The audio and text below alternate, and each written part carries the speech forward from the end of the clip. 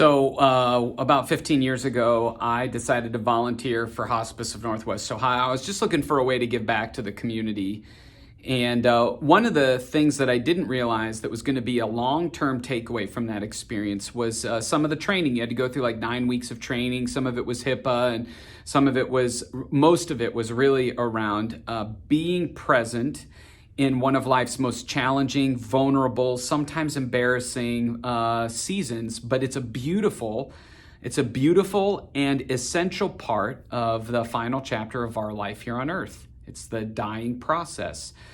And the Hospice of Northwest Ohio, they view basically the dying moments kind of like your first moments in life as well, that you're passing from this life to the next. And even though I don't think they would claim any specific religious affiliation, they try to create a safe environment for any faith, any belief, non-belief to die well. The overarching value is how do we create an environment where that can happen? And Ira Byock is an author who wrote a book called Dying Well or On Death and Dying. And he has the four most important things. This is some of the training that we received. The four most important things that really you need to say or help someone say to their dying loved one or friend. Those four things are: first, I'm sorry; second, I forgive you; third, I love you; and fourth, goodbye.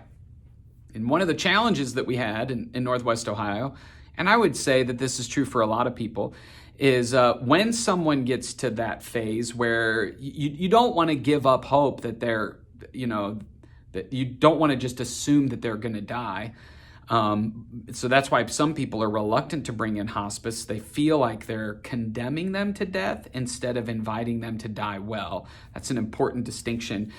But sometimes in those final moments when everybody's kind of facing the reality that this may be the end, a lot of times loved ones sound or feel or look irresponsive. It looks like they're out of it. It looks like they're no longer present. And though that may be the case, in my experience, in my training, and certainly in the stories that I've heard, is oftentimes people are remarkably present and hear a lot, even if they're not physically or facially engaging with you.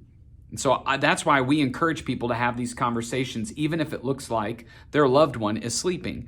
And so you begin with, I'm sorry, and basically you get out any of the things that have been nagging you that you're sorry for, that you hadn't said sorry for. You're not trying to read their mind. Really, you're trying to surrender and apologize for the things that you feel a little guilty about that have been nagging you. That's really important in that moment. That can be a life-giving conversation when they are cognizant and aware. I'm not saying that's always the case, but it can be. The second thing that you offer is forgiveness. And this can be challenging if you try to do it a little passive-aggressively. Like if you say things that in a way that's like, hey, I forgive you for being a real fill in the blank, like a jerk face. But if it's like, hey, I've been carrying this hurt for a long time, and I just want you to know I'm done carrying it. I forgive you. I want this to be done. Man, that is so life-giving. And the third thing is to communicate, I love you. For some generations, this is easier than others. But to actually physically say the words to an elderly parent or grandparent, man, or a strained relationship, those become cherished moments.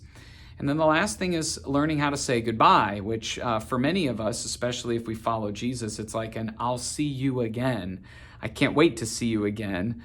It's really giving them permission to let go.